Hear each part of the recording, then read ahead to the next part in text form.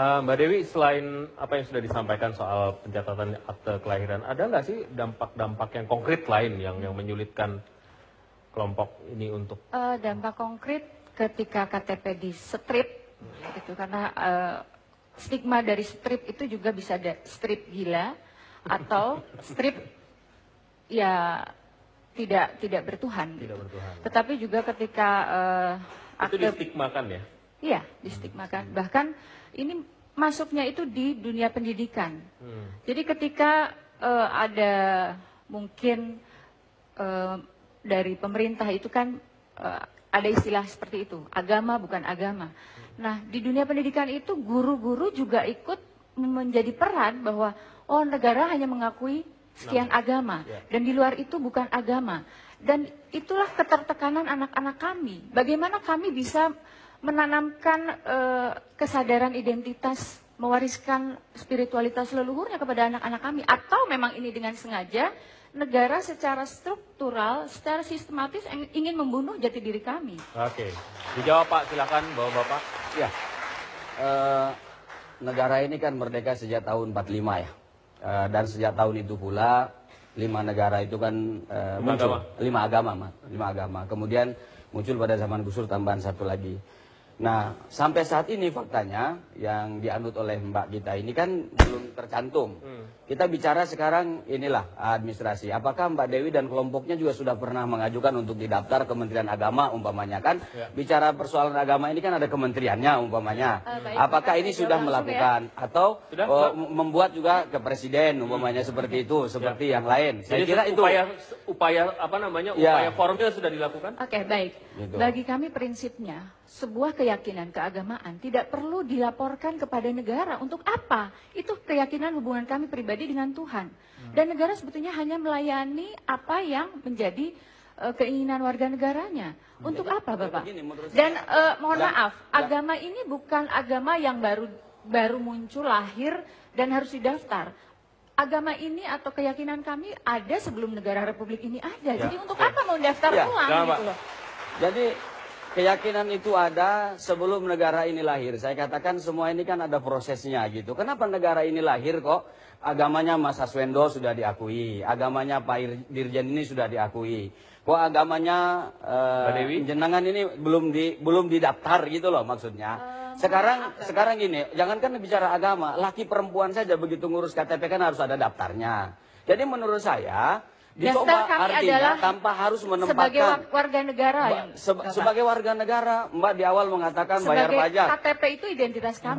Bayar pajak itu tentu juga implikasinya ke pembangunan. Pembangunan dirasakan semuanya. Kalau itu kan nggak ada, saya kira Bupati, Mbak jangan lewat sini, nggak ada begitu. Karena semua ini warga negara Republik Indonesia. Dan sebetulnya Bapak, dengan masalah agama yang ini, ingin kami rasakan adalah perlindungan, bukan pengakuan. Perlindungan bukan pengakuan. Iya, perlindungan bukan pengakuan. Sekarang ini kenyataannya kan seperti ini. Mbak tidak terlindungi dalam konteks apa? Ya hak konstitusi kami. Hak sipil ya? Hak sipil sosial. Dapat KTP, mohon dapat akte kelahiran, dapat surat dari nikah, KTP dan adalah pada pekerjaan kalau juga. hak sipil, menurut saya itu dapat. Keluarga kami juga gitu. bahkan tidak kalau bisa. Sebentar. Satu-satu, silakan. Saya potong. Sampai sekarang ini, Pak Jazuli, itu teman-teman penghayat belum bisa mencatatkan akta pernikahan. Bahkan untuk dikubur pun sekarang kami susah. Jadi menurut saya ada diskriminasi real yang dihadapi oleh mereka yang perlu kita pertimbangkan. Jadi mereka KTP memang bisa mendapatkan, tetapi kolom agamanya dikosongkan. Tapi begitu nikah mereka tidak bisa mencatatkan. Sehingga akhirnya mereka harus menikah tanpa akta. Siri gitu. Selalu dianggap perkawinan liar. Setahu kami saat kami mengesahkan Undang-Undang 2003 nomor 23 tidak boleh satupun warga negara Republik Indonesia yang tidak punya hak-hak tadi. KTP, akte lahir, surat nikah itu tidak boleh. Itu ditegaskan di DPR. Tidak boleh itu. Ini cerita faktualnya di lapangan seperti itu. Di lapangan masih terjadi. Kalau tahunya meninggal nggak bisa dimakamkan di Taman Pemakaman Umum. Iya, karena pemakaman umum sekarang sudah dipilah-pilah. Berdasarkan agama.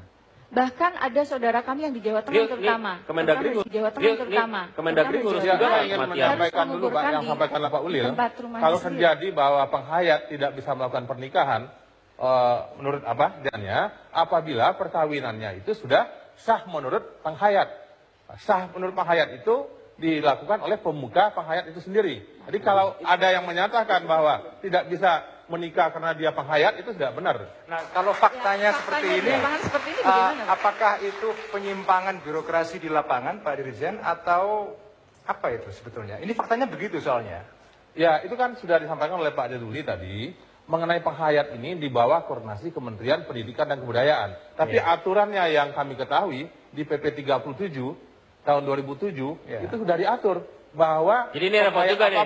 Kemendagri ini Kementerian Agama, ini Kementerian Pendidikan dan Kebudayaan dan lain sebagainya. Iya, betul. Pengelolaannya itu ada di diskriminasi. Ketika agama-agama formal itu dilayani dalam sebuah departemen agama, dan ketika orang-orang kepercayaan itu hanya dilayani oleh level direktur pembinaan kepercayaan, itu sangat berbeda pelayanannya.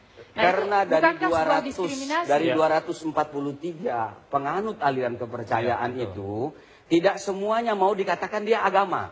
Waktu kami membahas itu kami diundang, tidak mau kan gitu. Nah, menurut saya tidak ada salahnya kalau dia yang menegaskan bahwa saya ini keyakinannya agama, ya urus saja sama Kementerian Agama. Menteri Agamanya sekarang kan Pak Surya Dharma Ali tuh. Nah, kalau sudah diurus dia tolak juga, kita tanya apa alasannya kok saya ditolak, umpamanya begitu. Karena mau dicantumkan sebagai sebuah agama, secara otomatis, dan seperti yang Mbak katakan tadi, ada sebagian yang tidak mau dia dicantumkan sebagai agama gitu. Ini merupakan salah satu potret bagaimana ada hal-hal yang belum selesai di Republik ini, dan ini menjadi perhatian kita bersama, harus dicari solusi dan jalan keluarnya sehingga semua merasa menjadi warga negara yang sah, berkeadilan dan seterusnya. Sudah ngurusin, sudah mencoba non diskriminasi, baik, salut saya. Cuman kok masih ada yang merasa terdiskriminasi. Itulah PR kita dan harus disolusikan, dicari solusinya begitu ya. Kami hanya mengabarkan, Anda yang memutuskan.